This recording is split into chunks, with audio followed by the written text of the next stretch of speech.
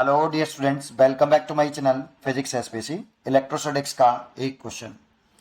To electric dipoles a and b having their dipole moment p1 and p2 respectively are placed on the plane on a plane, एक ही plane में रखें with their centre at o as on the figure. ये dipole a है, ये dipole b है।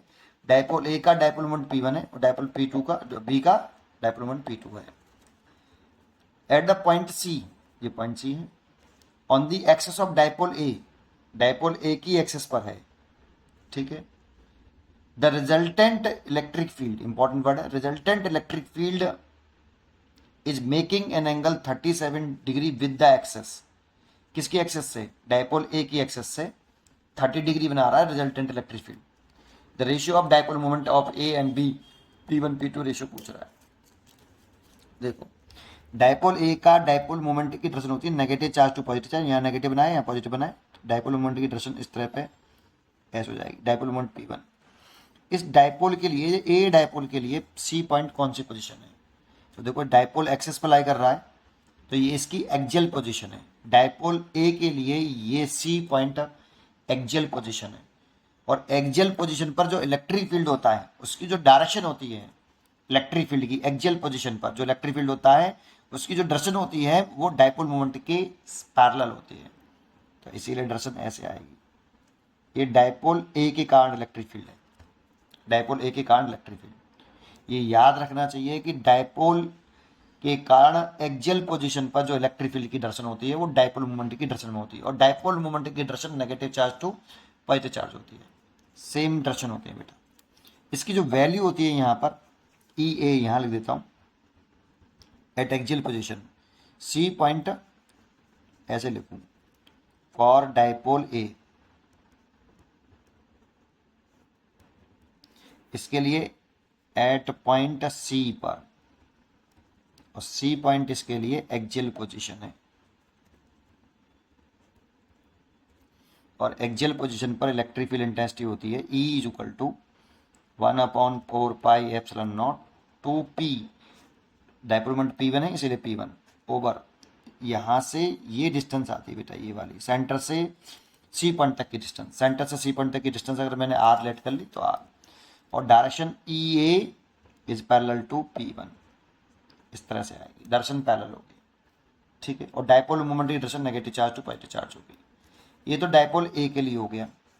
अगर dipole B के लिए देखें तो डाइपोल मोमेंट की डायरेक्शन जो है वो negative charge to positive charge, तो कुछ इस तरह से होगी। p2 माना है इसका डाइपोल मोमेंट उसने, ठीक है। और इस डाइपोल के लिए सी पॉइंट इक्वेटोरियल पोजीशन है।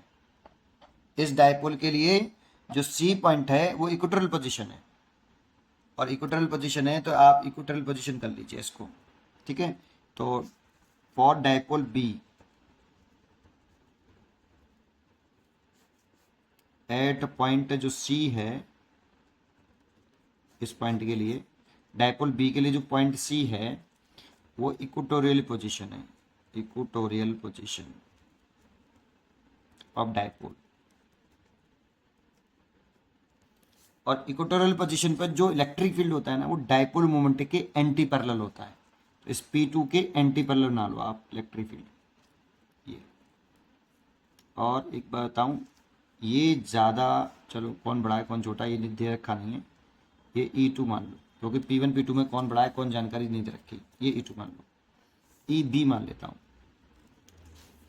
तो EB इज इक्वल टू लिखें तो ये 1/4 pi epsilon not p2 over r Q, r का क्यू होता है बेटा यहाँ पे, सॉरी, है ना। तो देखो, इस डाइपोल के लिए भी मिड पॉइंट से सी पॉइंट तक की डिस्टेंस है r, ठीक है, ये हो गया।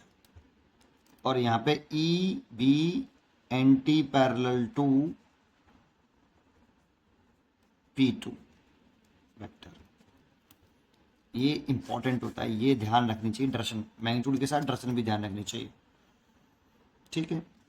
अब इसका जो नेट इलेक्ट्रिक फील्ड इन दोनों इलेक्ट्रिक फील्ड का सी पॉइंट पर, वो हमें क्वेश्चन में रिजल्टेंट इलेक्ट्रिक फील्ड है तो रिजल्टेंट इलेक्ट्रिक फील्ड बना लेते हैं। ये हो गया रिजल्टेंट इलेक्ट्रिक फील्ड। ये जो रिजल्टेंट इलेक्ट्रिक फील्ड है ना वो making an angle 30 degree 37 degree with the axis, किसकी एक्सेस से, at point c on the axis of dipole, axis of the dipole A, dipole की एक्सेस से 37 आ रहा रिजल्टेंट, और डाइपोल ए की एक्सेस से, ये एक्सेस होगी डाइपोल ए की, इससे 37 डिग्री बना रहा है resultant electric field.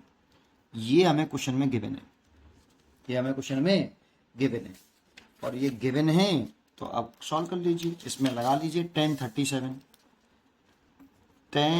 37 degree is equal to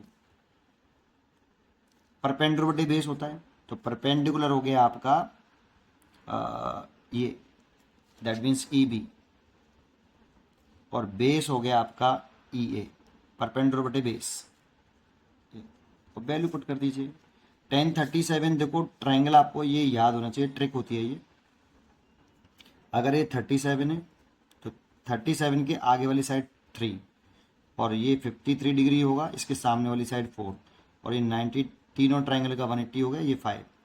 अब tan 37 निकालनी है, एंगल के सामने वाला परपेंडिकुलर हो गया, 37 के सामने वाला परपेंडिकुलर, बच गया वो बेस, और tan 37 इक्वल टू होता है परपेंडिकुलर बाई बेस 3/4, तो इसकी वैल्यू होगी 3/4।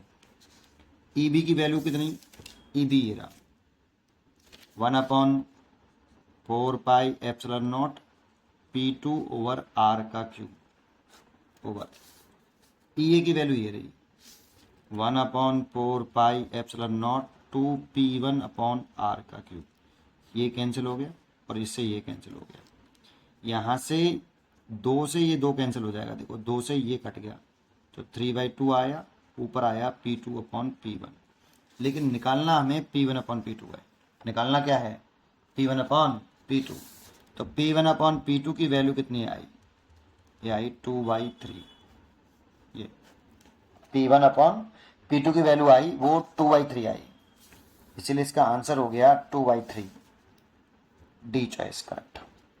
उम्मीद करता हूं कि आपको ये क्वेश्चन जरूर समझ में आया होगा, पढ़ते रहिए और खुश रहिए, थैंक यू।